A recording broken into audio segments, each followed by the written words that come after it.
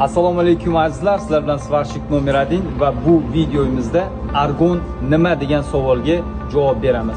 Bu videoni oxirigacha ko'ring va argon svarkasini, hamma bilgan argon svarkasini asl nomini bilib oling. Argon svarkasi bu aslida svarka turini nomi emas. Argon svarka o'zi aslida tik svarka deb ataladi. Hamma joylarda argon svarkasi deb atalayotgan narsa o'zi aslida tik svarka deyiladi. Argon esa shunchaki gazni nomi. Bu xuddi elektrosvarkani elektrod deb nomlagandek. Joninglar sog' bo'lsin, o'z fikringlarni kommentariyada yozib qoldiringlar.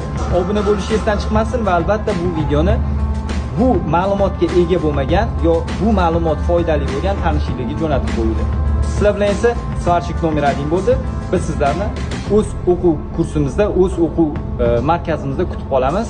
Bu video o'zi aslida hamma argon svarka deb bilgan svarka yo'nalishi tik deb nomlanishi haqidagi ma'lumot